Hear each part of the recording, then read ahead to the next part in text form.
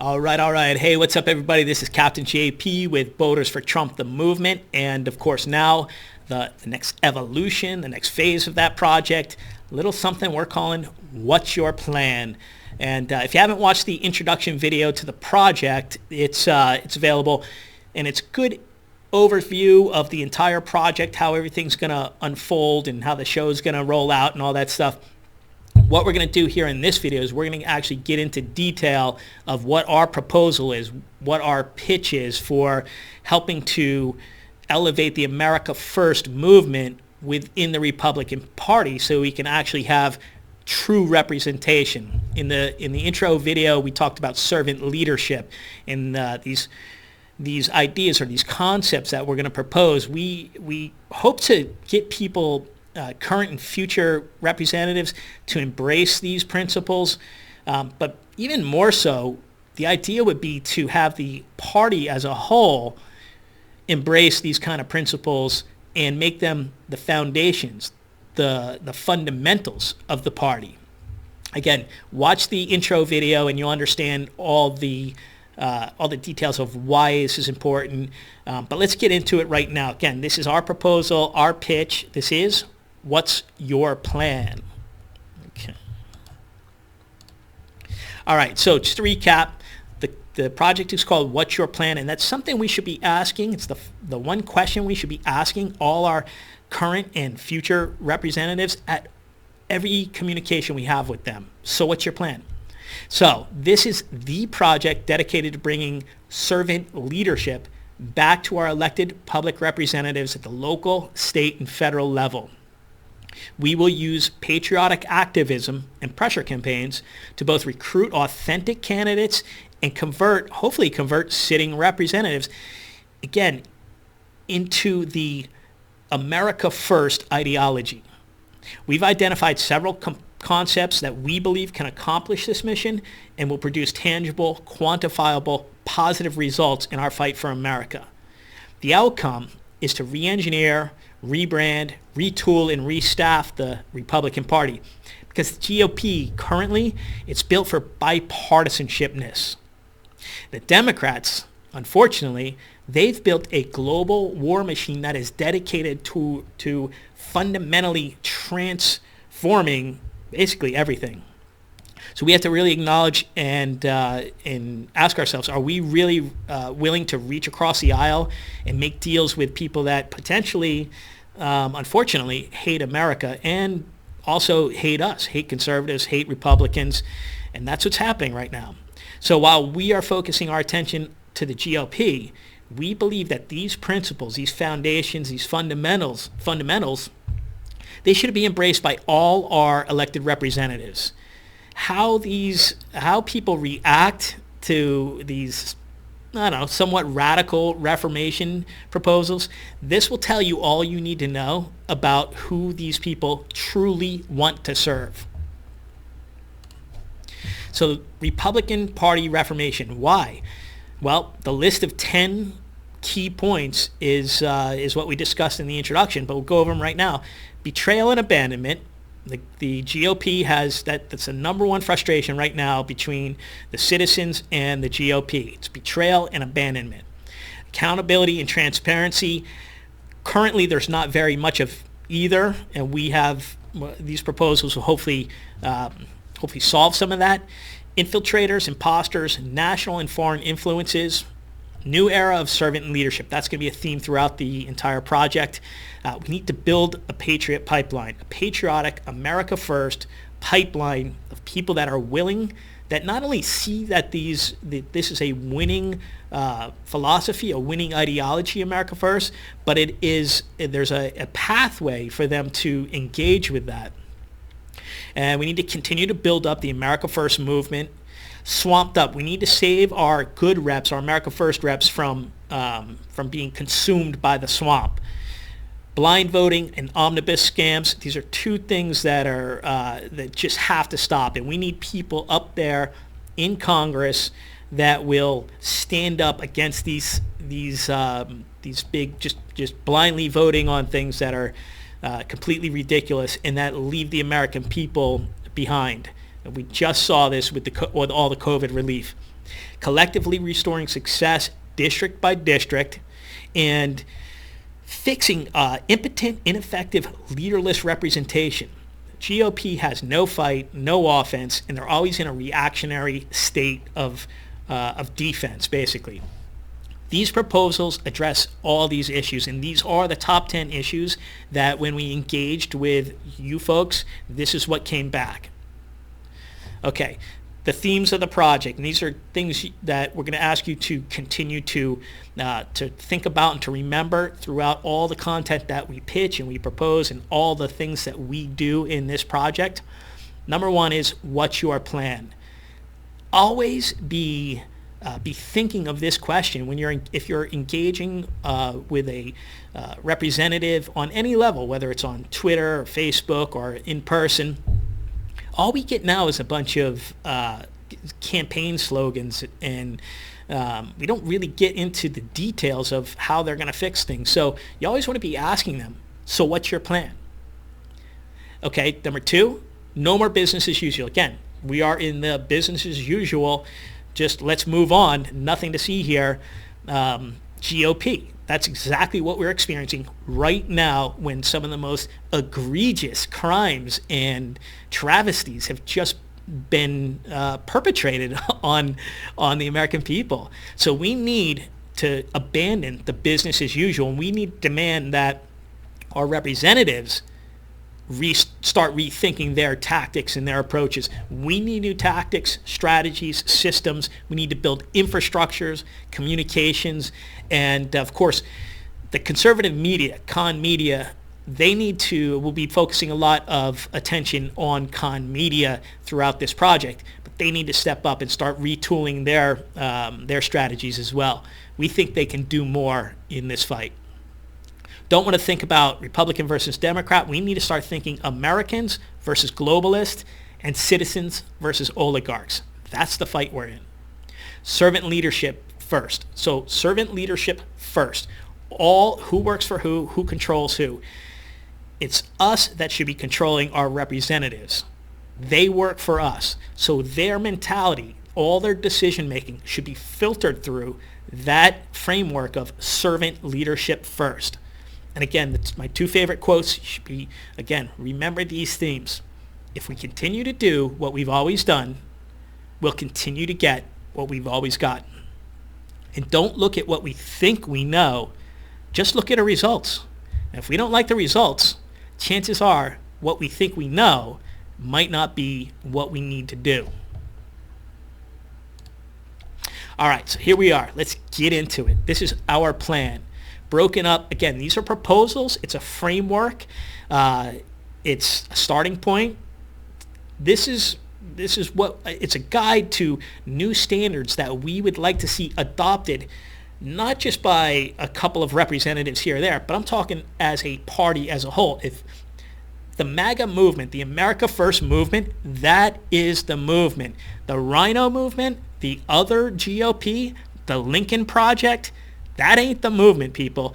We have the power, and as I said in the introduction, I believe after being immersed in this incredible movement for almost a year now, it's 100 million strong, and that's just in America, and it's a global movement, America First. It's Trump's product. It's Trump launched it, Trump built it, and we need to continue to light it on fire and keep it going. So we're going to break our plan as it sits now into a few different categories: vetting, compensation, attendance, continuous accountability and transparency, bills and legislation, and fundraising. These are some of the key points that I think we can start focusing on right now to start shifting the way of what we demand out of our representation, and to hopefully get them to start to embrace it. If not on a party foundational level, on a voluntary level, and we get one or two of these representatives start embracing this and doing it, then perhaps we can make some significant inroads. So the goal is we control our politicians, they don't control us. Now we know that the word representative, there's a word in there called resent, and that is what we found out, that the large part of the GOP establishment, Rhino, the Unit Party, they completely resent us. Although we hired them and they're there because of us, that they resent us. So we need to start controlling our politicians because they don't control us. Remember, all these proposals, they are potential solutions that are designed through the filter of ushering in a new era of servant leadership. The new Republican Party, the American Party, the America First Party, pro-America, pro-freedom and liberty. The only way to stop the avalanche of radical leftist, anti-America globalists, the human spirit-killing oligarch takeover campaign, that is rapidly destroying the world. These proposals, these kind of foundational shifts and demands that we have to have, that's the only way we're going to fix this. All right, so let's get into vetting. Now, I keep hearing con media, whether it's AM talk radio programs, and listen, this is not bashing on them. Those are the people who have helped build the conservative movement, and it's very important. And a lot of them are on board with a lot of these proposals. I've heard them talking about some of these things, but I also pick up on other things they're saying that continue to show me that it's business as usual. We'll keep trying to do the same things to get different results. And that's not going to happen. So we need to have a different system for vetting our candidates.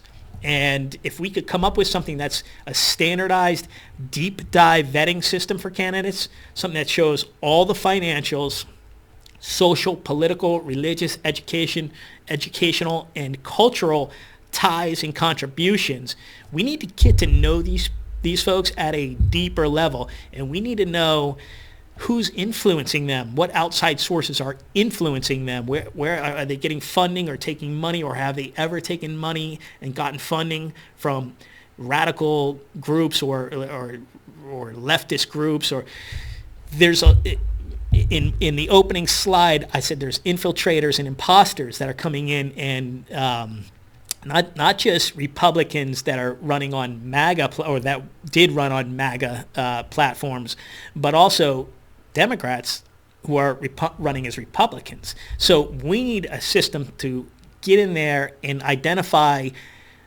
these ties or these contributions that these folks might have that we can root out. And if we can't do it systematically, then we should demand it voluntarily.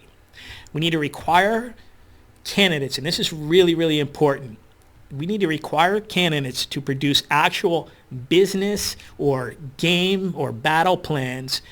It's what I call the what's your playbook. Instead of empty campaign slogans and pitches like, I'm going to fight for you in Congress, I'm going to be your voice in Congress, we want legitimate business plans. Like, show us exactly what we're talking about here and let us sign off on it. Let us endorse that. So include things like 10 laws or 5 laws that are currently existing that you want to repeal, 10 or 5 that you want to enact, and go into detail. We want detailed actual plans of how you're going to address the issues that are going on, and show us that you can identify what the issues are that are important to us, and how you're going to actually attack those problems. And furthermore, the oath of office is something that we've been seeing being abandoned by and perverted. So it's too easy to be interpreted subjectively, the oath of office. So we'd like to see employment contracts of some level that bind these representatives to their voter-approved plan. So we do the vetting. You show us who you are. You pitch us a plan, a detailed plan. We authorize the plan. We approve the plan.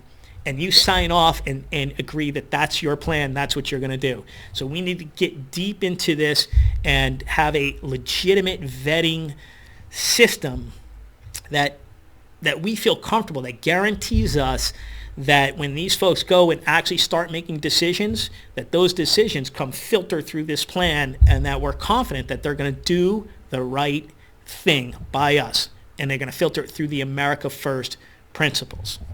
And right now, The old campaign slogans is just something we have to abandon that. We have to ask more and demand more. Okay, let's get into compensation now. And this is going to get really dicey, really interesting. Again, folks, these are proposals. These are ways to bring our representatives, instead of evangelizing them and making celebrities out of them, we bring them back down to earth and we say, look, this is a servant leadership position, and it should be you should be paid by your performance. And if you can't get the job done, you need to go. So let me go over this.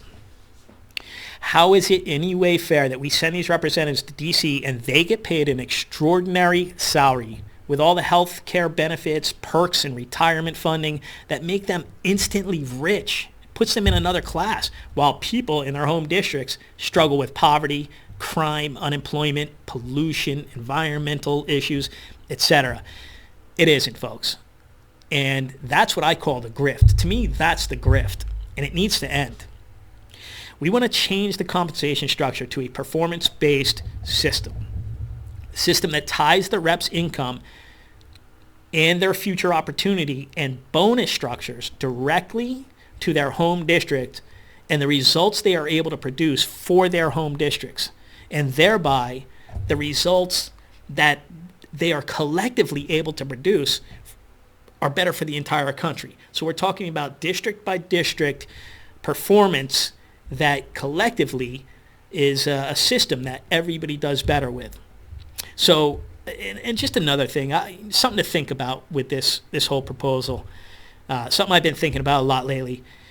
If you're a person of ultra abundant means, or just abundant means, and you go to work for our government at salaries of 175 and 200,000 K per year with all those perks and benefits, your salaries, they should probably, you should probably use them for philanthropic or movement-based contribution. I put Rick Scott in here, who I like Rick Scott, but just an example. He's got a net worth of over $300 million. And that's a lot of our representatives are ultra rich. Do they really need to be taking the salary? Can that salary be used for more beneficial purposes? Something to think about. Again, it goes back to Trump. Trump was the only politician who ever said, I don't need the money, so he's going to donate the money back, and he did something positive with the money. We should be demanding more. If you're a person of means, and it just shows who you are if you think you need that money. And I get it, it's expensive, and I've thought a lot about that. And but listen, times are tough for a lot of people now. So servant leadership. Let's see who you really can be. All right. All U.S. Congress salaries will be based on the following. So the base salary. Individual rep salaries are equal to the average annual income of their congressional district. The average annual income in your congressional district. Or take an average of the annual incomes of all the districts, add it up, and average that. So that figure becomes the salary of all the reps, which therefore incentivizes all the reps to work together to improve their home districts collectively. Talk about a truly shared economy. So basically it's saying, look, if the people back in your home district are making $38,000 a year on average, and you're going up to D.C. making, with all the perks and everything, $200,000 a year, you go from, you might be a rich person anyway, but you go up there and you're making that ridiculous salary. And chances are you getting results? Are you not getting results? Is it even worth it? So we'd like to see that structure change. Again, performance-based. So those salaries that we're going to offer them are our base salaries are average to that home district. Again, a lot of this is tying the representative back to their home district so they will do the right things to enhance and improve their home districts, so that collectively, if everybody is working towards that end, collectively the entire country does better. Again, I get it. You think it's crazy to that these reps would even consider taking a pay cut like that, because we know that they vote for their own bonuses and their own raises all the time. That's got to stop too. Compensation. Again, this is within the GOP. This is what we can pitch and propose to our potential candidates that are coming in and saying, look, embrace this kind of mentality and these principles, and this can metastasize across our movement and our party, and we can do some real solid work for creating a much more beneficial political body. And we think it can have ripple effects across the entire political spectrum. And the time is now. Okay, so compensation, pay for performance. That's the heart of this whole thing. Reps will be required to meet standards, also to meet standards in their home districts that will determine their eligibility for re-election and bonuses based on meeting, exceeding, or failing to meet strict new standards in their home districts. The metrics that will determine these standards will be based on key social, economic, structural, and environmental and technological goals, etc. So, for example, again, this goes back to if you can do things that improve life for your constituents, and not just your voters, but your constituents, your entire district, then you have earned the right to go for re-election and to get into a bonus structure. So things like education reform, so scores, and now we're in this battle for education where it's social justice versus actual education, math, science, reading, writing, history, etc. If you can improve any of these things and all of these things, and we assign a score to that, and then that puts you into eligibility for bonuses and to move on, to continue. Crime reduction statistics, small business investment, job and wage growth, infrastructure improvements, family unit rebuilding efforts, addiction and recovery programs, contribution to state and federal environmental rehabilitation, restoration, reclamation, and protection, political stability goals, so like the anti-anarchy, anti-Antifa standards. If you can improve all these metrics, then again, you've earned the right to move on, to continue. Bonus structure. So if a rep is able to achieve success in their districts, then they're eligible for paid bonuses. So you go in at that average level, ties you directly to your home district. Then if you do well, everybody in your home district is doing well, you are eligible now for bonuses. And if the overall score meets the requirements, then they are eligible for re-election. Look, this is going on like crazy, right? Look at Nancy Pelosi and her district in San Francisco. As cities are crumbling, these representatives are fleecing the American public. They're getting rich. They're doing deals, stock trading deals. It's abhorrent what's happening. While American cities are failing and people are getting left behind, representatives are they're moving on, they're getting deals, and they're becoming rich, and they're becoming celebrities.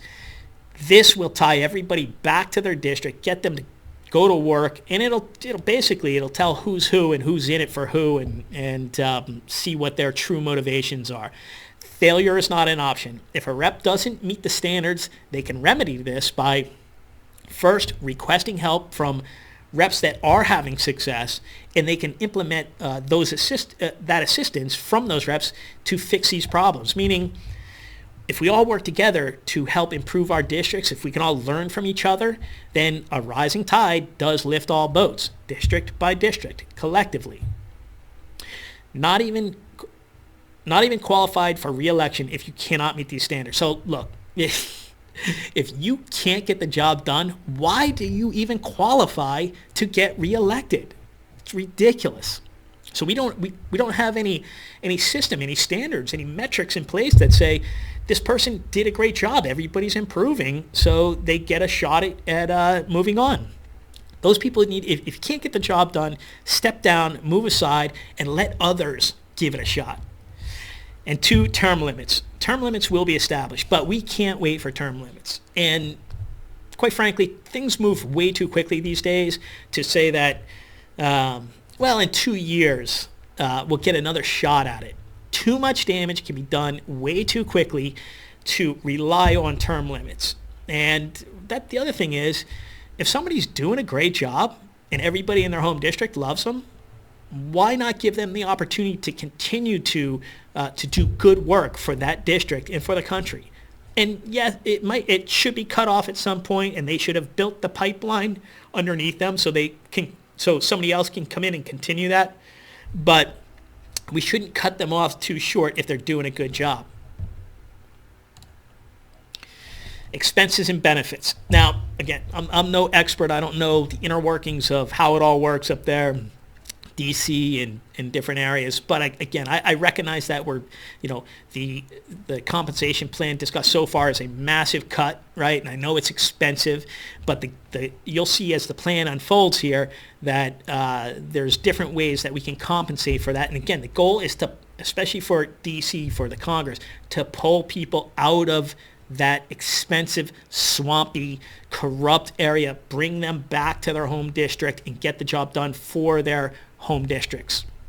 So all items used in the business of representing people can be funded up to 100%, up to certain standards. So anything above those standards, above and beyond, is funded by the rep. So if the rep wants a $5 million penthouse up in DC, they get X amount compensated for. Everything above that, they pay for. Same for the staff, their staff proportionally. Housing, the USA can pay for a DC rental. If the rep wants to pay more, they can pay more. Travel, all travel covered by the U.S. for the business of the people. An office in DC and an office at home. No more government special privilege care. Basically, they can use what their voters use. So why should they be getting the ultimate health care? Why is it different for them? Again, tie them back to what we're experiences as they represent us. No more special privilege care. They can use whatever programs and whatever plans are available to the general population. Events, etc. So whatever the expenses of them operating the business of representing the people, that can be expensed and compensated for as well. All perks and benefits, they're all going to be accountable and transparent to the citizen. So we're going to actually know what you're spending your money on, how it's being spent, itemized and everything. It's all open now with this plan. I know, pretty crazy, right? Okay, now we're going to get into, and this is important. This is why if we can incorporate a different kind of attendance policy, then we can offset some of those problems that we have with compensation. Number one, I call it swamped up. We have a big problem that, say, an aspiring new rep goes up to DC. They face the quicksand of the DC swamp that suffocates and corrupts people as they become more and more out of touch with their constituents in home districts. So the deeper they get into the DC swamp, the harder it is for them to get out, the further out of touch they are with the people that vote for them and the people that they supposedly represent. And we are seeing this unfold right before our very eyes. Take Liz Cheney, for example, Mitch McConnell, for example. Again, our focus is on the GOP. This is a reformation of the Republican Party. But we have to have ways that help save and prevent these goodwill or good-intentioned people from going to D.C. or even up to our state offices and getting swamped up. So call it 50-50 time allocation system. 50% of your time is dedicated for being in D.C., and 50% you will be in your home district. When in your home district, you'll be active as much as possible in the district, and your goal is for the rep to have a continuous connection with and be accessible to the voters who she represents. It's also to bring a first-person accounting of what is actually happening in D.C. back to the home district to discuss all the important issues that they're working on and how the GOP or the Democrats are handling our business so they can get feedback from their constituents. True representation. We basically, it's like, look, we want to see how the sausage is made, and we want full transparency. We want to know what's going on behind the scenes. And that's what bringing the representatives back to their home district and having them engaged with their voters and their constituents will do. So when they're home, these are things that we feel like they should be doing, they could be doing to build this community. Number one, town halls. I feel like having a series of town halls when you're home in your home district that you can present what's going on up in D.C. and you get feedback, bounce ideas back and forth from your constituents. Rallies and recruiting events. Again, this comes back to building the pipeline and building the America First movement. The representatives from Congress in D.C., these folks should be back home helping to build the movement, right? That's the only way. If we implement a system where they can move on and become eligible for re-election, listen to that, eligible for re-election. If we can create that system, part of that is that if we do have term limits, or let's say we do have term limits and it's 2 terms or 3 terms or whatever it is, it's super important for them to be a part of this movement and this mission, and they should be home rallying and doing recruiting events to build a pipeline. Again, being home 50% of the time will help you stay engaged with your voters, with a population, that you can actually accomplish this. So you should be going to schools, talking to students and parents. Faith and worship. You should be connecting with all groups, not just your own party. So when home in your home district, you should be going around to all the different faith groups and houses of worship and engaging with those communities and getting feedback and ideas. Again, you represent everybody. Now keep this in mind, we're talking to the GOP, the Republican Party here. You should be engaging with the minority and migrant community, getting their involvement.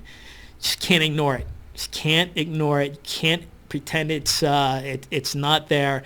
And if our principles as conservatives, America First, patriotic, pro-liberty, pro-freedom, if those principles can be pitched properly, if they can be proposed to these communities, because it's what they're here for, they won't all just convert to Democrat right away, right? So you have to get in, you have to do the work, you have to get into these communities. Businesses, small and corporate, so go and visit them. City council meetings, state government meetings, so you should be home, you should be engaged in whatever, in your district, whatever the city councils, whatever is going on in those communities through the government there, you should be involved with as well. Debates, you should possibly get your Democratic counterparts to do debates with, and just anybody that wants to have a debate with you on any kind of policies and stuff. You should be doing that engagement. Environmental and pollution, poverty, homelessness, infrastructure, education, jobs, etc. You should have an acute awareness of what all those what those elements are in your community, and you should be working to fix them and improve them. And DC News, we want DC News. So what the Dems are up to, how you are fighting them, what the lobbyists are up to, coalitions, teams, caucuses, where your powers are, what you're building within the party, any bills and legislation. So basically, you come home to your district and you report everything that's going on up in DC, and you be totally transparent and accountable for it. Now, we need a continuous accountability and transparency system. So, and again, these are proposals, these are ideas and concepts that we need to start working on, and we need to come up with really good, easy, simple solutions that that can cover this. So we know that these folks that we're asking to represent us they're being legit with us. So how do we know that with absolute certainty that this candidate is not taking money from any George Soros or other left-wing radical organizations? Right now, we really don't. And that Soros-funded octopus of organizations it's infested everywhere. So we need to know this about these representatives. How do we know with absolute certainty that this candidate isn't being funded by globalist rhino PACs? The Lincoln Project, for example. working against MAGA, America First, President Trump. We need to have transparency. So we need to create this. Again, this here is a proposal, and we're working on ideas and concepts that we think might work to be able to structure something so that we have a system in place that will give us the information we need. But again, if we can't create that right away, we need people that will voluntarily open up and let us see how the sausage is made. This is also, we don't continue to get burned in the future, right? We want to implement a system of accountability and transparency that demands a full audit into our representatives' activities on a continuous and ongoing schedule. Show us the receipts. You should have absolutely nothing to hide. So until we can build a simple, rapidly accessible system, something like an app or something, these reps should be offering this information voluntarily, and we absolutely should be demanding it of them. All right, bills and legislation. See you later bipartisanship. And I don't mean that like in a mean way. We all should be getting along. There should be bipartisanship. But if we're reaching across the aisle and shaking hands and doing deals with George Soros and globalists that want to destroy America, sorry, see you later bipartisanship. And we need people who will stand up and say, that's not the foundation of what I came to DC to do. I didn't come up here to be a bipartisan to reach across the aisle. We are working with completely different dynamics. This isn't Republican and Democrat anymore. It's a totally different playing field. So you filter all your decisions through the lens of America First. If a piece of legislation subverts America First, it's not even considered. Okay, 2, expert level knowledge. Every new bill must be read fully, then explained in video format that shows the rep understands the bill and can clearly state their opinions and their positions on the bill. Constituents can then view the video presentation, and if it's not video, audio, whatever, written presentation, and then the constituents can have confidence that they're being represented. Okay, expert level knowledge. This goes back to the omnibus bills and the blind voting that I was talking about early on. So constituent influence decision making, and this is crucial. I want you to really kind of embrace this. Before voting on any legislation, we want you to get direct feedback of your home district voters. No longer should you be making any decisions that will impact your constituents without first getting the approval of your constituents. I mean, this is just everything we've been experiencing in the last 4 years. Run surveys, run some kind of feedback system to base your decisions on, slow it all down, make properly vetted decisions. And look, if you don't like something's being shoved through and you don't like it and you're skeptical, you need to come out and break it down and say, and tell us what's going on, and then stand up and say, I'm not participating.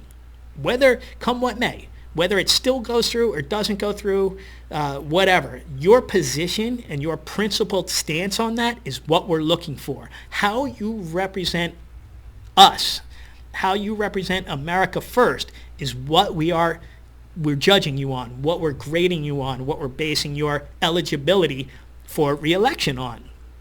So stand up, take a principled stand, filter everything through America First, and then line it out to us.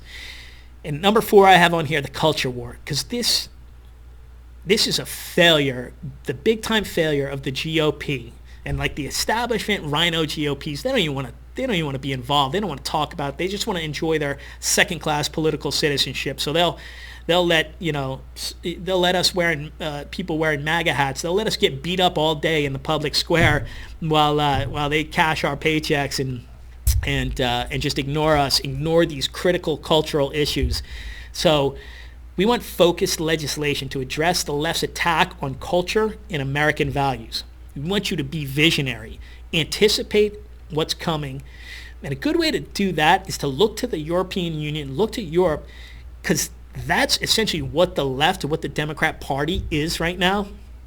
Recognize what's coming here and stop it with your own America First anti-globalist legislation, preserving American history, American traditions, and everything else that's great about America, our foundations. We want you to fight to preserve that. No more taking down statues and letting radical groups go around and just destroy America. You need to stand up for that, and you need to do it right away. All right, quick PSA. Attention, Republican representatives. We are done being called racist, bigot, xenophobe, Nazi, right-wing extremist, white supremacist, and now insurrectionist, domestic terrorist, Christian nationalist. We're tired of the white privilege and white fragility nonsense.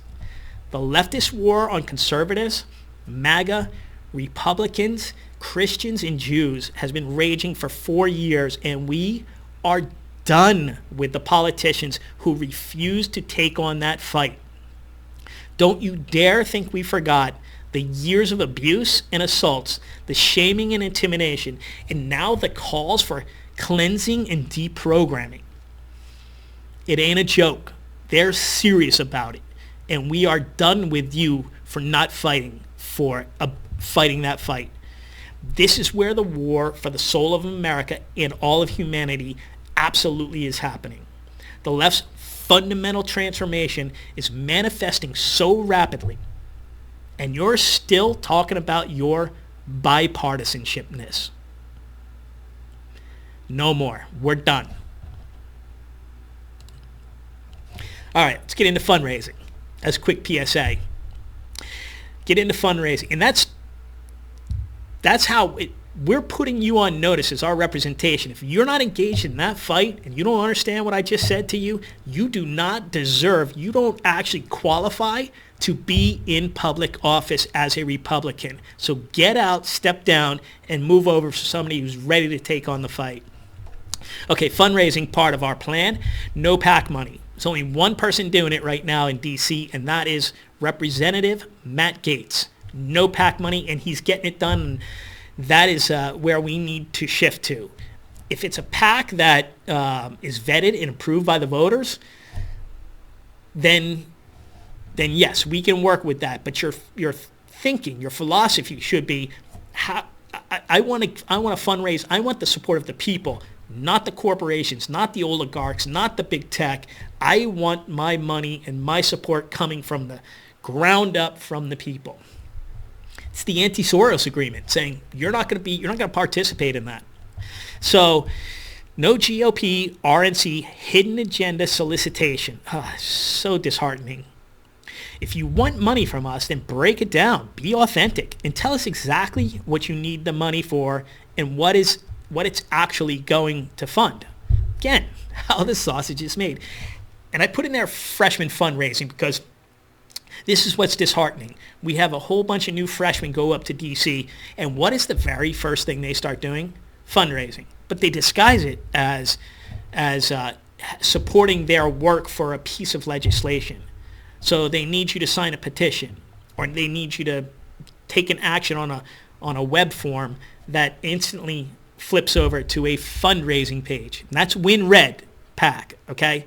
So, no. If you need money to get the job done above and beyond your ridiculous salary right now, you need to come out and say what that money's for. Or if it's just for you're being required to fill the coffers and the slush funds of the Rhino establishment GOP so you can sit on a committee, then we need to know that too. Your lack of transparency, your disingenuous fundraising efforts is over. We're done with it. So be honest, be transparent, and go right to the people.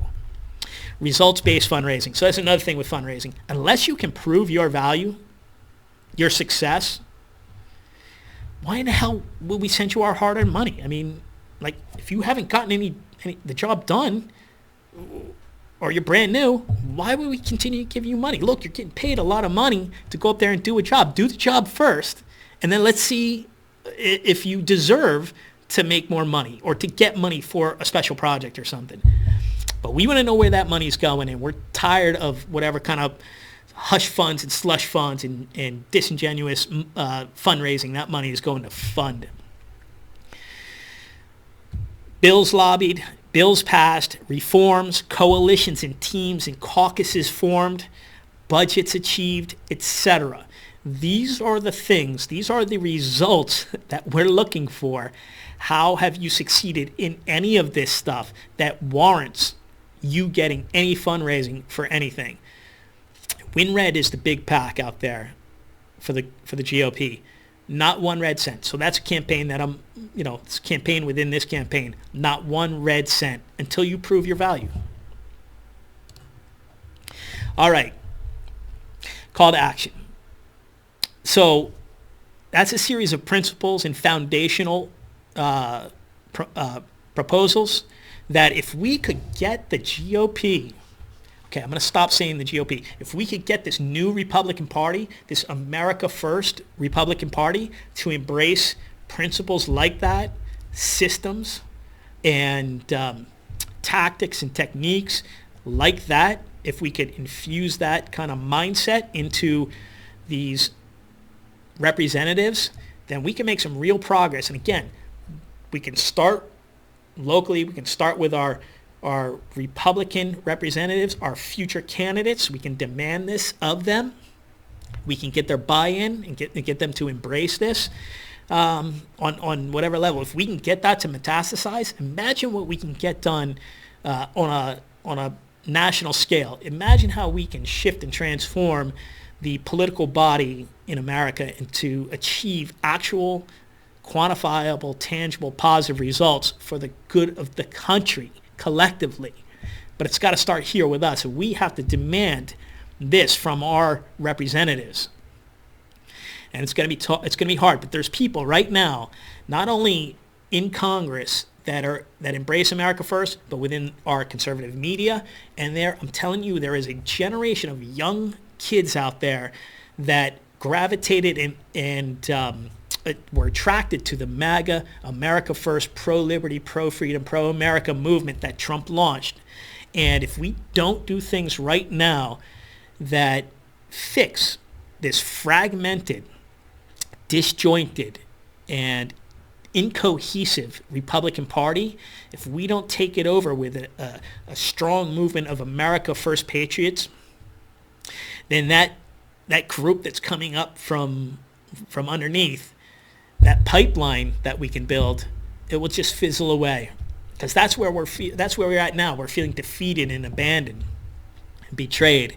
But if we can start to implement these philosophies and these foundational changes, then we can really embrace a movement that I feel is 100 million strong. So what can you do? There's a ton you can do, and there's a lot of people doing it right now. And that's why we want you to stay tuned to what we're doing. Tune into the show as the show launches and all the content that we're rolling out, because that's our goal. That's what we're doing. What's Your Plan is reaching out into the community, holding our representatives accountable, putting them on notice, and grading their success and their results, and creating systems that we can actually help solve these problems with. Make a plan. Use us as a resource. We can help. Feedback. Send your feedback. Take the survey. It's on the website. A lot of the content that we roll out, so take that survey. It's really important. Email directly. You've got the email. It's in this communication here. Join the community on the website, mostmaga.com. You can put your email in there, and that will update you. You stay connected. It's a direct link, direct communication. Stay updated. Stay engaged. Follow, share, and connect. Again, send this out, and if you are an influencer of any kind in the party, in politics, in media, connect with me, and let's see if we can scale this up. Visit the resources page. We have an ongoing resource page on the website that is going to be dedicated to helping you shift off of the big tech and support these new pro-America, pro-liberty, pro-free speech platforms, and supporting the good patriotic businesses out there. Join local groups. There's a lot happening right now. Host events yourself. support candidates that already embrace these ideologies, and let's bring them into a higher level where we can elevate them. Calls, emails to all your local, state, and federal representatives. Again, we can't wait for primaries. This is just no time. We need to get on the phone, email, and tell our representatives that we demand these kinds of things from them, and we want them to start stepping up to the plate.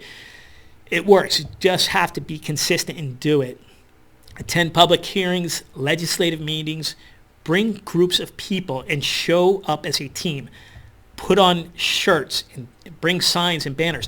This is what the left, the Democrats, are incredibly successful at doing.